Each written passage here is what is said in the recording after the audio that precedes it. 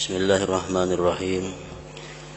Alhamdulillahi rabbil alamin wa bihi nasta'in ala umuri dunya waddin. Asyhadu an la ilaha illallah wahdahu la syarika lah wa asyhadu anna sayyidana Muhammadan abduhu wa rasuluh. Allahumma salli wa sallim wa barik ala sayyidina wa habibina Muhammad wa ala alihi wa sahbihi ajma'in. Qala al-musannif al-imam hujjatul Islam Abu Hamid Muhammad bin Muhammad Al-Ghazali rahimahullah wa nafa'ana bi ulumih. Bayanu hukmil amalil masyubi wa istihqaqis thawabi bihi. I'lam anna al-amala idza lam yakun khalisan liwajhillahi ta'ala bal imtazaja bihi syawbun minar riya aw huzuzun minan nafsi faqad ikhtalafa an-nas bi anna dhalik hal yaqtadi thawaban am yaqtadi iqaba am la yaqtadi syai'an asla fala yakunu lahu wala alayhi wa amma alladhi lam yurid bihi illa ar-riya'a fa huwa alayhi qat'a wa huwa sababul maqti wal iqab wa amma al-khalisu liwajhillahi ta'ala fa huwa sababul thawab wa innaman nazaru bil mashub wa zahirul akhbar tadullu ala annahu la thawaba lahu wa laysa takhlul akhbaru an ta'arudin bih walladhi yanqadihu lana bihi wal ilmu indallah ay yanzura ila qadril quwwatil ba'is fa in kana al ba'isu ad-dini musawiyan lil ba'isin nafsi taqawama wa tasaqata wa sara al amalu la lahu wa la alayhi wa in kana ba'isur riya aghlaba wa aqwa fa huwa laysa binafi wa huwa ma'a dhalik mudirrun mubdin lil iqab. Na'am al-iqabul ladzi fihi akhaffu min iqabil amalil ladzi tajarrada lirriya wa lam yumtazij bihi syaibatu taqarrub wa in kana qasdu taqarrubi aghlaba bil idafah ila al-ba'ithil akhar falahu thawabun biqadri ma fadula min quwwatil ba'isid dini ila akhir.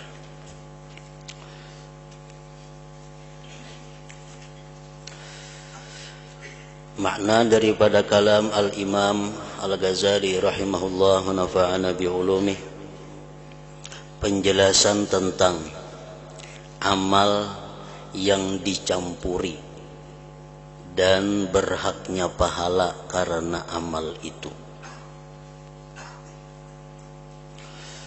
Ketahuilah bahwa amal itu apabila tidak ikhlas karena wajh Allah Ta'ala,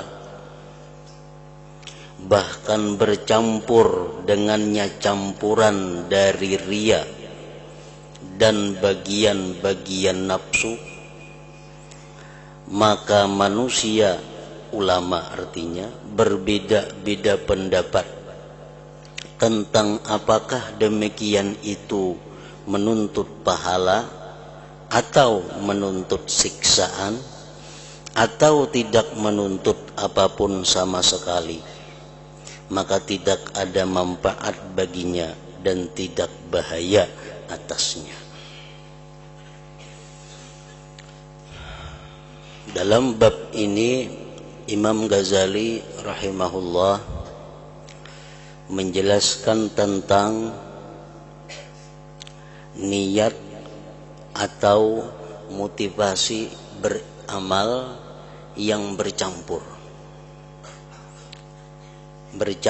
antara karena Allah dan antara yang lainnya. Apakah itu berpahala atau berdosa atau kada berpahala kada berdosa. Nah, ibadah-ibadah yang kita lakukan karena bercampur tadi niatnya, maka ulama berbagai macam pendapat menilai yang demikian itu.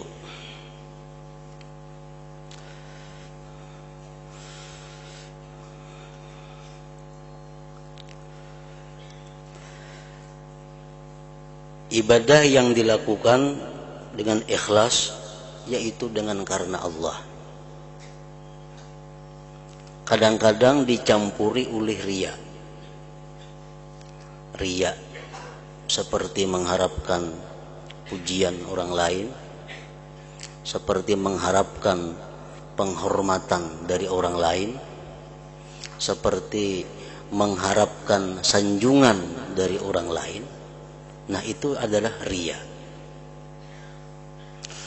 Atau huzuzun nafsi, bagian nafsu. Dia beriktikaf di masjid dengan tujuan karena Allah, itu ikhlas. Tapi ada tujuan-tujuan lain sekaligus hendak beristirahat. Nah, beristirahat itu adalah huzuzun nafsi. Itu bukan riya, tapi huzuzun nafsi. Itu mengganggu juga lawan ibadah, merusak juga dengan ibadah. Orang puasa tujuannya karena Allah, itu ikhlas. Tapi ada juga orang puasa itu tujuannya adalah sekaligus untuk berpantangan. Lalu ini puasa. Nah, maka puasanya itu adalah huzuzun nafsi. Ada kepentingan-kepentingan diri. Umpamanya jer dokter, ikam isuk kena ke tempatku praktik, tapi ikam jangan makan 12 jam. Lalu kita berpikir jangan puasa sekaligus pajang kada makan juga. Nah, lalu kita puasa. Nah, puasa di sini ada unsur huzuzun nafsi, ada kepentingan diri. Nah, jadi permasalahannya adalah bagaimana kalau ibadah kita itu bercampur karena Allah ada, karena riya ada, atau karena Allah ada, karena kepentingan pribadi ada, kepentingan diri ada, huzuzun nafsi tadi. Nah, itu para ulama berbagai macam pendapat.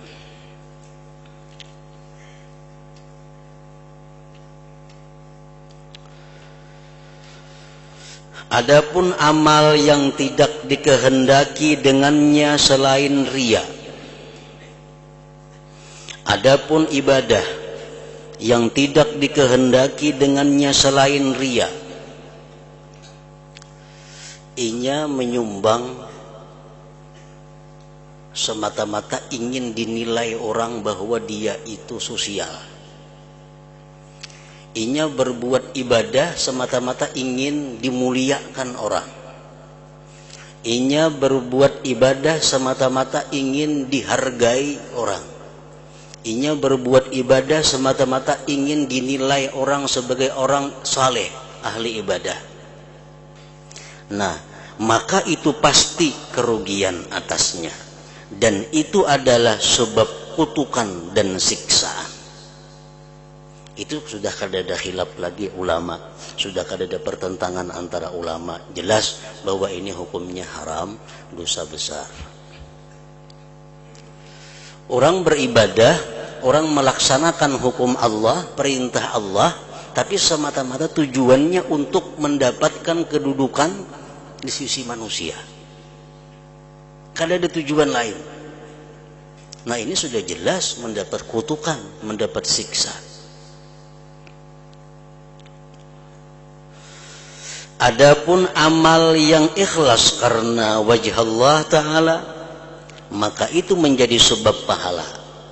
Kalau kita beramal melaksanakan perintah Allah atau anjuran Allah, atau menjauhi yang dilarang Allah semata-mata karena Allah, itu pun sudah sepakat ulama mendatangkan pahala, mendatangkan keridhaan Allah Subhanahu wa Ta'ala. Itu sudah jelas. Dan ada campuran-campuran. Sembahyang karena mengharap ridha Allah, tidak ada yang lain. Nah, ini nyaman aja, jelas dapat pahala, dapat ridha dari Allah. Sesungguhnya perhatian itu, artinya masalah yang kita bahas ini pada amal yang bercampur. Nah, bercampur ini yang jadi persoalan. Inya sembahyang atau inya bersedekah karena Allah ada, karena Allah ada, mengharap pujian orang juga ada.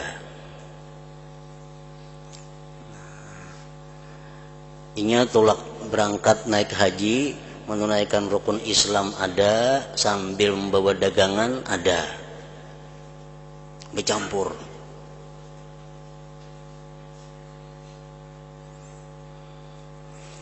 Nah ini yang jadi perhatian. Dan zahirnya hadis-hadis menunjukkan bahwa itu tidak ada pahala baginya, tidak ada pahala baginya, dan hadis-hadis tidak terlepas dari saling bertentangan padanya.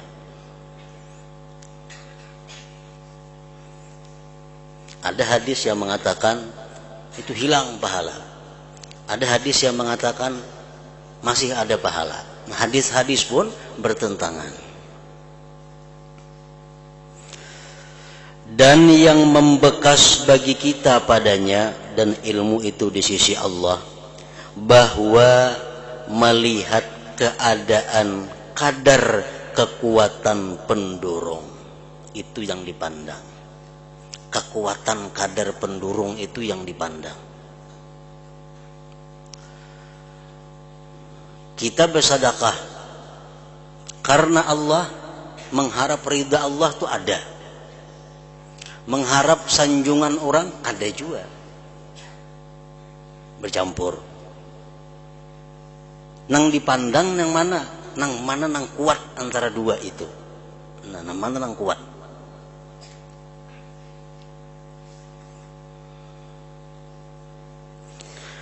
Maka kalau pendurung agama ikhlas karena Allah sama dengan pendurung nafsu riya, sama, maka keduanya saling melawan dan saling menggugurkan, dan jadilah amal tidak manfaat baginya dan tidak menjadi mudarat atasnya. Pendurungnya sama. Inya bersedekah itu pendurungnya nih sama.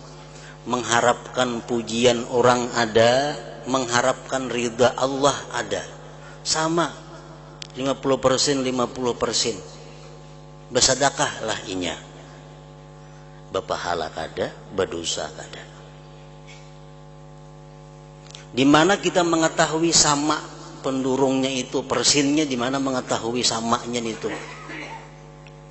Nah, mengetahui samanya itu, kalau inya semata-mata karena Allah, kada takal warakan duitnya, kada takal warakan duit untuk bersedekah. Berarti pendorong karena Allah kada sepenuhnya. Kalau semata-mata inya mengharapkan pujian manusia, kada takal warakan duit juga untuk bersedekah. Tapi karena bergabung dua pendorong, mengharapkan pujian orang itu ada, mengharapkan ridha Allah ada, bergabung dua, lalu tak kalau warakan duit untuk bersedekah. Nah itu sama ngarannya kuatnya. Bila sama kuatnya itu, berpahala kada, berdosa kada. Orang hendak naik haji, contohnya lagi, membawa dagangan. Inya amun naik haji sakadar hendak rukun Islam nang 5 aja, inya kada naik haji. Inya membawa dagangan, amun sakadar hanya untuk berdagang aja semacam, kada sekaligus beribadah, inya kada taka Makkah juga. Lalu bergabung, durungan nih bergabung, menunaikan rukun Islam ada, berdagang ada, bergabung jadi satu, terangkat naik haji. Nah, berpahala kada, berdosa kada. La lahu wala alaihi. Draw artinya.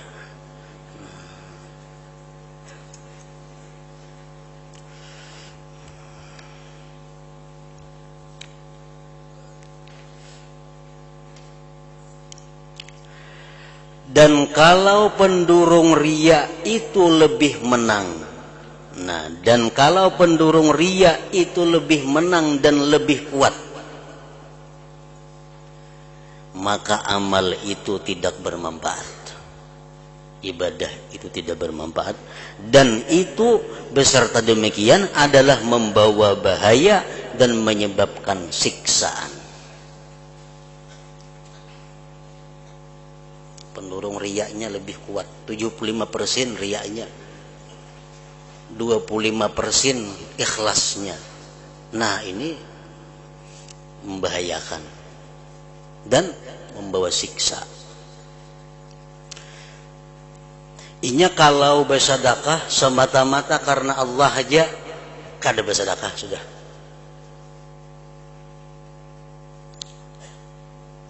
Kalau inya bersedekah karena mengharap pujian orang lain, inya bersedekah. Nah, berarti kuat mengharap pujian orang lain. Digabungakannya sedikit karena Allahnya juga. Nah, sedikit menimpel karena Allah itu mengharapkan surga umpamanya, mengharapkan keridhaan Allah. Cuma ini menimpil sedikit saja, nang ianya mengharapkan pujian orang. Andai kata kada karena Allah pun nya bersedekah juga. Nah, ini katanya pendurung riya nang menang. Nah, itu berbahaya dan membawa siksa.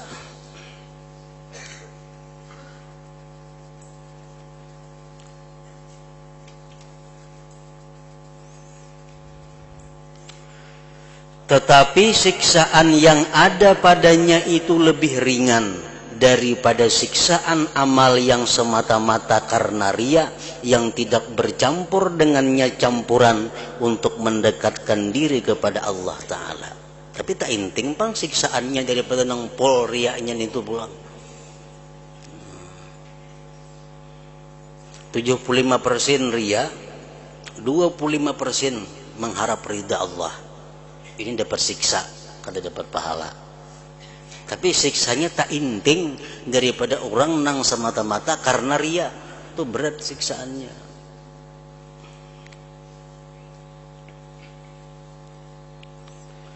Nah, jadi kita sebelum melakukan ibadah, sebelum melakukan taat, kita mengukur motivasi kita, niat kita, tujuan kita itu untuk apa.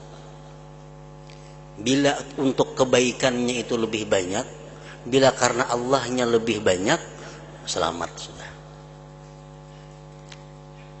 Selamat.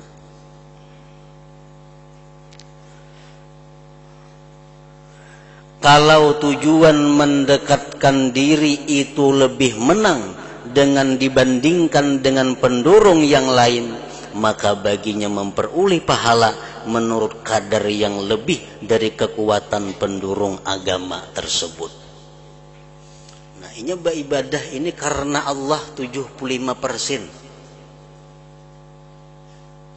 Tapi karena mengharapkan pujian makhluk, karena mengharapkan kepentingan-kepentingan dunia, ada 25%. Nah, ini selamat. Dan dapat pahalanya. Dapat pahala berapa pahalanya?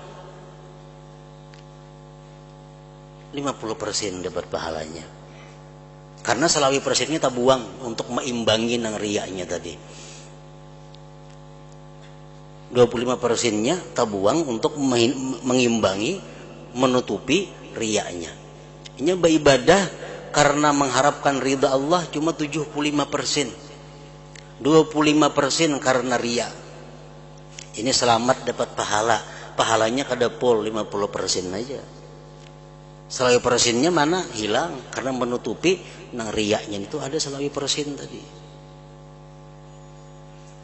Nah, maka baginya memperoleh pahala menurut kadar yang lebih dari kekuatan pendurung agama tersebut. Dan ini berdasarkan firman Allah Ta'ala, فَمَنْ يَعْمَلْ مِثْقَالَ ذَرَّةٍ خَيْرًا يَرَهُ وَمَنْ يَعْمَلْ مِثْقَالَ ذَرَّةٍ شَرًّا يَرَهُ. Artinya barang siapa yang mengerjakan kebaikan seberat zarrah pun, niscaya ia akan melihat balasannya. Dan barang siapa yang mengerjakan kejahatan seberat zarrah pun, niscaya ia akan melihat balasannya. 51% umpamanya karena ridha Allah, 49% karena riya.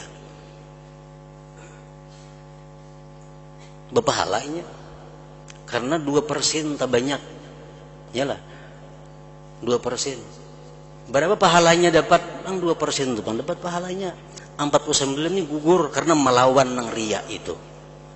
Meimbangi nang riya itu. Nah sama halnya orang yang berbuat ibadah. Berbuat ibadah inya karena riyanya itu 51%. Karena Allah 49%. Banyak riyanya 2%. Nah ini ibadah perai. Kada dapat pahala. Bahkan dapat siksa. Cuma siksaannya tuh kayak apa? 2% lagi siksaannya. Karena sudah dihilangkan oleh keikhlasan 49% itu. Pokoknya sekecil apapun ibadah kita itu ada hitungannya. Sekecil apapun dosa yang diperbuat itu ada hitungannya.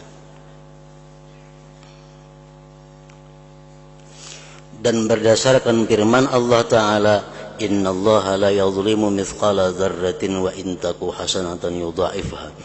Artinya sesungguhnya Allah tidak menganiaya seseorang walaupun seberat zarrah. Sekecil apapun amal kita, Allah kadang akan melupakan itu. Allah kadang akan menghilangkan itu. Tetap ada perhitungan di sisi Allah.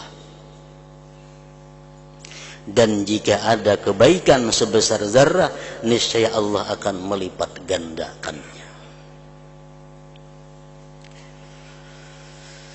Maka tidak semestinya bahwa kasat kebaikan itu disia-siakan.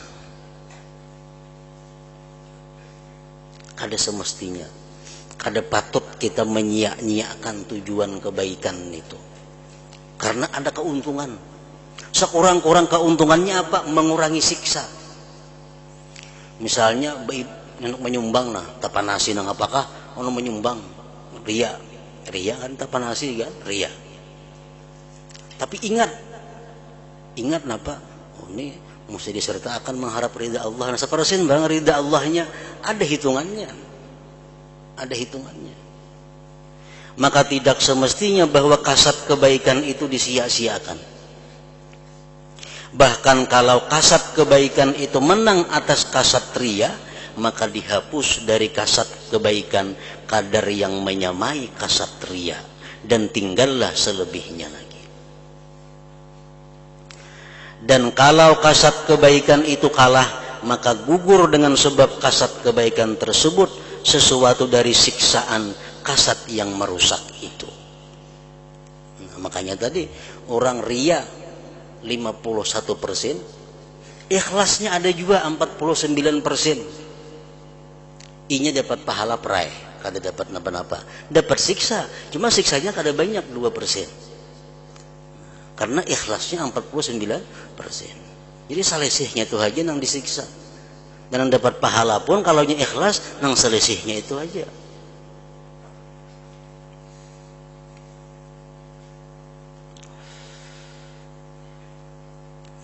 Jadi perbuatan atau niat mengharapkan ridha Allah, mengharapkan cinta Allah, mengharapkan surganya Allah, itu hendaknya jangan disia-siakan dalam setiap motivasi atau dorongan untuk beribadah kepada Allah Subhanahu wa ta'ala. Karena itu akan dihitung oleh Allah walaupun sekecil apapun.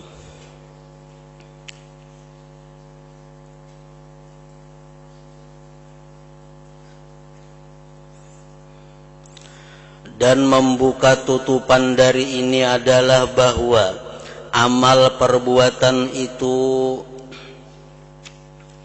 bekasnya pada hati dengan menguatkan sifat-sifatnya.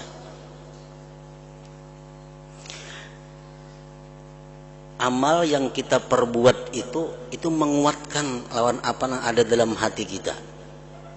Misal hati kita berkehendak B, kita laksanakan, nah itu memperkuat kehendak dalam hati tadi. Maka ajakan riya itu termasuk di antara yang membinasakan, dan sesungguhnya makanan yang membinasakan ini dan kekuatannya adalah beramal yang sesuai dengannya. Kita misal bersedekah, hati ada riya bersedekah itu, tetap kita bersedekah walaupun riya. Nah itu memperkuat sifat riya yang ada dalam hati.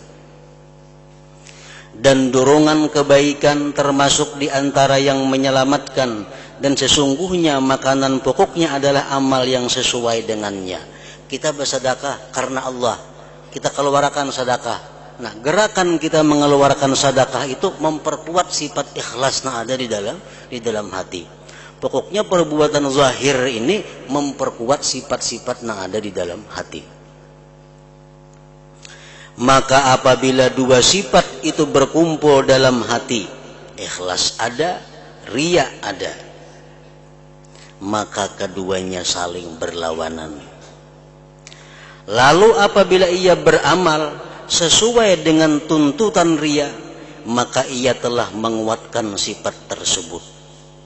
Dan apabila adalah amal sesuai dengan tuntutan taqarrub, mendekatkan diri kepada Allah, maka ia sungguh telah menguatkan juga sifat tersebut. Inya ini riya ada, hendak bersedekah tuh riya ada, taqarrub kepada Allah ada, lalu inya bersedekah. Nah, sedekah itu memperkuat riya dan memperkuat taqarrub yang dalam hati. Maka ia sungguh telah menguatkan juga sifat tersebut. Salah satu adalah membinasakan dan yang lain adalah menyelamatkan. Riya membinasakan kita, ikhlas menyelamatkan kita. Maka kalau penguatan ini dengan kadar penguatan yang lain, maka keduanya saling melawan. Kalau riyanya 50%, ikhlasnya 50%, berlawanannya. Maka itu adalah seperti orang yang merasakan bahaya dengan kepanasan. Apabila ia mengambil apa yang membawa bahaya baginya, kemudian ia mengambil dari sesuatu yang mendinginkan, apa yang melawan kadar kekuatannya, maka ia setelah mengambil keduanya itu seolah-olah tidak mengambil keduanya. Kembali kepada nol. Inya nih garing panas. Orang garing panas ini mestinya diobati lawan nang supaya dingin. Untuk lo diobati dengan supaya dingin. Ada inya nih garing panas, obat nang supaya dingin diminumnya sasindok, ubat nang supaya menambah panas diminumnya sasindok. Jadi nol artinya karena apa-apa itu. Nah, kayak itu juga ikhlas di dalam hati lawan riya. Kalau sama-sama 50% itu berlawanan, nol, berpahala kada, berdosa kada.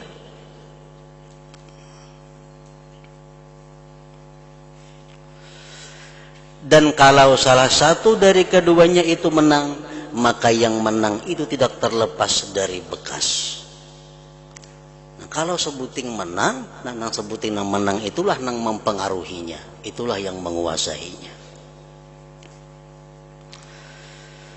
Maka sebagaimana tidak disia-siakan seberat atom dari makanan, minuman dan obat-obatan, dan tidak terlepas dari bekas dalam tubuh dengan hukum sunnatullah, maka begitu pula tidak disia-siakan seumpama atom sekecil apapun artinya dari amal kebaikan dan kejelikan, dan tidak terlepas dari pembekasan dalam menyinari hati atau menghitamkannya. Sekecil apapun amal kebaikan itu ada pengaruh untuk menerangi hati. Sekecil apapun dosa yang kita perbuat ada pengaruh menghitamkan hati. Dan pada mendekatkannya kepada Allah atau menjauhkannya kepada Allah.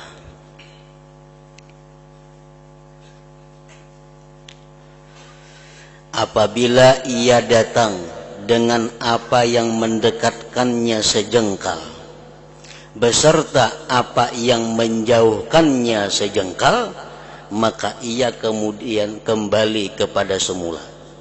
Maka tidak ada manfaat baginya dan tidak ada mudarat atasnya.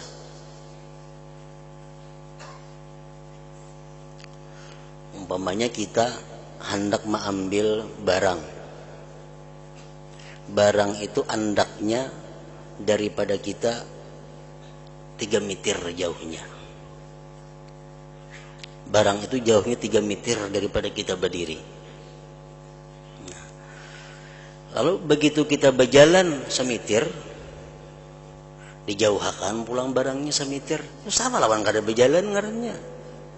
Sama lawan kada berjalan. Nah kayak itu juga halnya kalau kita beribadah, ikhlasnya ada, campurannya sama lawan kada beribadah. Dan jika perbuatan yang mendekatkannya 2 jengkal, sedangkan perbuatan yang lain yang menjauhkannya 1 jengkal, maka lebih baginya 1 jengkal dengan pasti.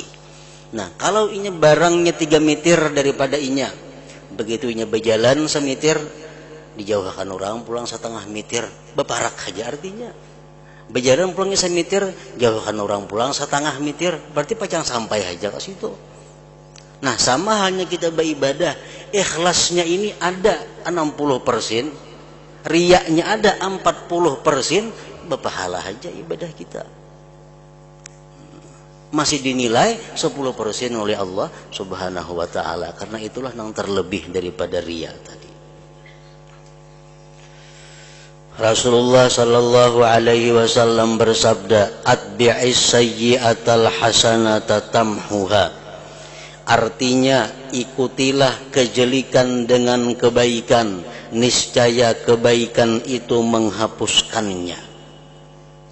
Kita berbuat dosa, imbah itu kita berbuat kebaikan.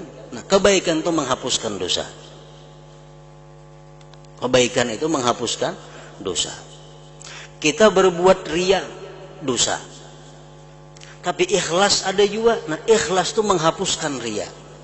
Sekadar apa banyaknya ikhlas, sekadar itulah kau menghapuskan kadar riya. Maka apabila riya semata-mata itu dapat dihapuskan oleh ikhlas semata-mata sesudahnya, maka apabila keduanya berkumpul semuanya, maka tidak boleh tidak bahwa keduanya tolak menolak secara terpaksa. Ikhlasnya 50, riyanya 50. Nah ini sama, tolak menolak secara terpaksa kedua-duanya. Lalu ibadah kita jadi kada bernilai apa-apa. Dan menyaksikan untuk ini oleh ijma'ul ummah, kesepakatan ulama atas bahwasanya barang siapa keluar untuk menunaikan ibadah haji dan bersamanya barang dagangan, maka ibadah hajinya sah dan diberi pahala, dan telah bercampur dengan ibadah haji tersebut bagian dari bagian nafsu. Kalau orang untuk ke Makkah naik haji tapi sambil membawa dagangan, itu lain riya, ngarannya itu huzuzun nafsi, kepentingan diri. Ini merusak juga. Inya berangkat haji tapi sambil membawa dagangan, bawa jamu, nggak ada di situ, dibawa di sini. Nah itu menurut kesepakatan ulama hajinya sah dan diberi pahala. Tetapi mungkin dikatakan hanya saja ia diberi pahala atas amal-amal haji ketika ia sampai ke Mekah, dan barang dagangan yang tidak dihentikan atasnya, maka ia adalah orang ikhlas. Dan hanya saja yang bersekutu adalah sepanjang perjalanannya, dan tidak ada pahala padanya manakala ia bermaksud berdagang. Orang naik haji sambil membawa dagangan. Nah, ini di perjalanannya memang ini kada termasuk orang yang berjalan menuju haji. Dalam perjalanannya kada dapat pahalanya karena sambil berdagang. Tapi perkara ini di Makkah kayaknya ambil mikat, di Makkahnya kayaknya beihram, tawaf, sa'i, tetap berpahala dan sah itu. Cuma berangkat dari rumah sampai ke Makkah itu kada dihitung sebagai perjalanan orang yang naik haji. Kan ganal pahalanya kalau kita keluar rumah menuju Mekah dengan tujuan haji, itu setiap langkah adalah pahala. Setiap langkah yang kita ayunkan merupakan pahala. Dan andai kata kita mati di pertengahan jalan, kita mati sebagai orang yang sudah haji. Nah ini kada didapatkan pahala-pahala ini kalau kita ke Makkah sambil berdagang. Perkara sampai di Makkah ini berdagang, amunnya mengerjakan rukun-rukun haji, itu lain lagi kisahnya. Tetap ini berpahala dan sah. Cuma pahala di perjalanan kada dapat.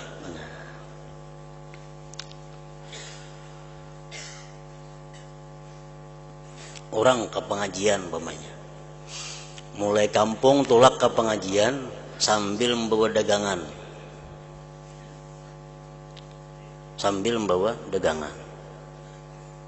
atau sambil ada nak ditukar selagi orang apa di pasar, tulak mulai kampung ke pengajian. Nah mulai kampung inya ke pengajian itu langkah-langkahnya kada dicatat sebagai pahala. Kenapa? Karena tulaknya sambil ada yang ditukar. Tapi inya sampai di pengajian mendengar ayat Allah, hadis Rasul, perkataan ulama, tetap dapat pahala. Tetap dapat pahala. Dan andai kata inya mati di tengah jalan, kada mati sebagai orang yang penuntut ilmu. Kada dicatat sebagai orang yang penuntut ilmu. Kenapa? Karena tulaknya itu salah jur, ada yang dicari lain pada ke pengajian. Nah, kayak itu modelnya.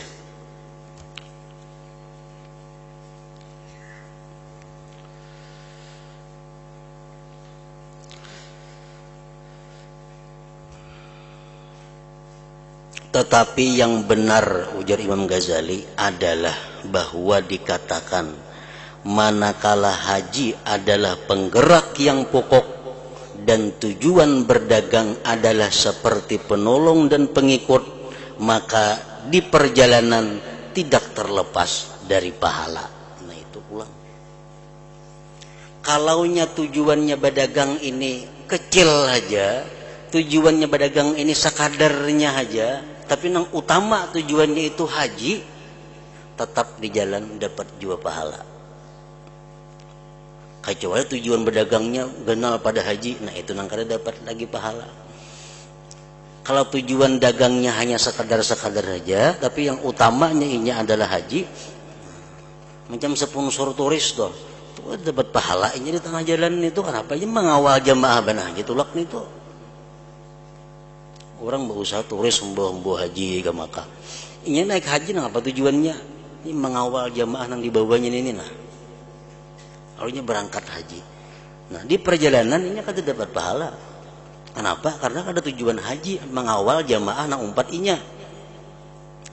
Tapi perkara inya di Makkah kayaknya tawaf, sa'i itu kan tetap dapat pahala. Di perjalanannya aja kada mendapat pahala.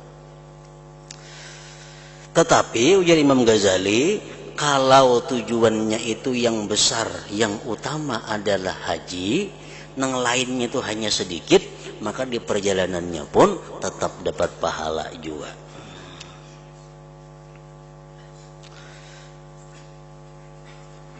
Dan menurut pendapatku, ujar Imam Ghazali, bahwa orang-orang yang berperang itu tidak mengetahui pada dirinya akan perbedaan di antara memerangi orang kafir di jihad yang banyak harta ghanimah padanya dan jihad yang tidak ada harta ghanimah padanya. Dan jauh bahwa dikatakan mengetahui perbedaan ini dapat menghapuskan pahala berperang mereka secara keseluruhan. Imam Ghazali kada sependapat lawan itu. Ini misal hendak memerangi orang kafir, hendak berperang ke negeri orang kafir. Ini mencari tahu apakah orang kafir ini sugih atau kada nampan diperangi nih. Kan bila sugih kita banyak dapat harta rampasan perang. Amun kada sugih nah apa yang dirampas-rampas. Nah, jadi ujar pendapat ulama, mengetahui itu menggugurkan pahala perang. Nah Imam Ghazali kada sependapat lawan itu. Ujar Imam Ghazali, tetapi yang adil itu bahwa dikatakan apabila pendorong yang asal dan penggerak yang kuat adalah meninggikan kalimat Allah Ta'ala, dan hanya saja keinginan pada harta ganimah itu atas jalan ikutan, maka pahala tidak dihapus dengannya. Mengetahui tadi kan jadi masalah. Yang penting pendorong hatinya umpat berperang itu apa? Bila yang terbanyak untuk sabilillah dapat pahala. Bila yang terbanyak untuk harta rampasan perang, nah kada dapat pahala. Nah, jadi setiap kali kita melakukan ibadah, setiap kali kita melakukan taat kepada Allah, kita ketahui hati kita nangapa nang terbanyak dorongannya ini. Bila dorongan nang terbanyak itu mencari keridhaan Allah, selamat saja. Bila nang terbanyak dorongan itu selain daripada ikhlas, selain daripada keridhaan Allah, berarti langkah kita melakukan ibadah ini adalah bahaya. Berarti mendapatkan siksa. Jadi usahakan, artinya dari keterangan ini kita disuruh mengusahakan bahwa niat kita dalam ibadah itu mencari keridhaan Allah itu usahakan lebih daripada kadar yang lain-lainnya. Amun kada kawa murni 100%. Beribadah murni 100% karena Allah kada kawa umpamanya. Mesti ada campuran-campuran. Nah, usahakan campuran itu jangan sampai lebih daripada 50%. Nah, soalnya kalau lebih pada 50% maka merusak akan pahala ibadah dan mendatangkan siksa kepada kita. Naam, ya, pahalanya tidak sama dengan pahala orang yang hatinya tidak berpaling kepada harta ganimah sama sekali. Karena sesungguhnya berpaling ini adalah kekurangan, tidak boleh tidak. Inya berperang ini karena Allah murni. Nang saya kuni berperang karena Allah juga, tapi ada sedikit maunting harta rampasan perang. Sedikit saja ada. Nah, berperang kedua-duanya dapat pahala. Namun pahala nang ada maunting itu jelas kada sama dengan pahala orang yang murni berperang untuk meninggikan kalimat Allah Subhanahu wa ta'ala. Nah, gitu. Jadi kalau kamu bertanya ayat-ayat dan hadis-hadis,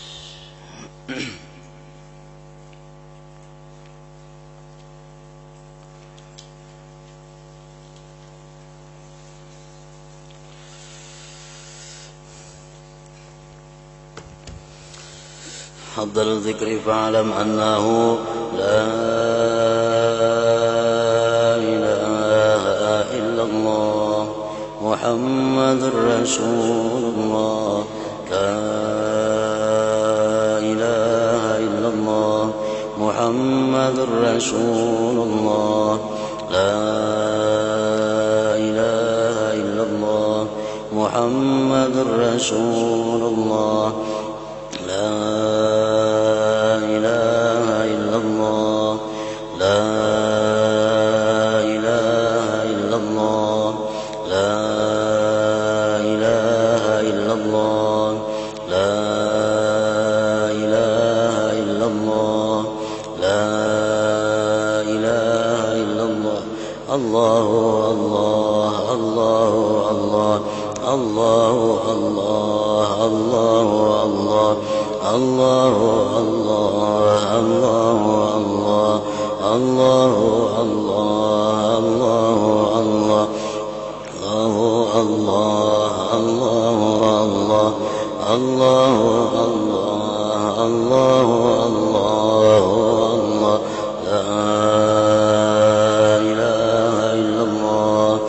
Muhammadur Rasulullah, la ilaha illallah Muhammadur Rasulullah, la ilaha illallah Muhammadur Rasulullah, la ilaha illallah. الفاتحة.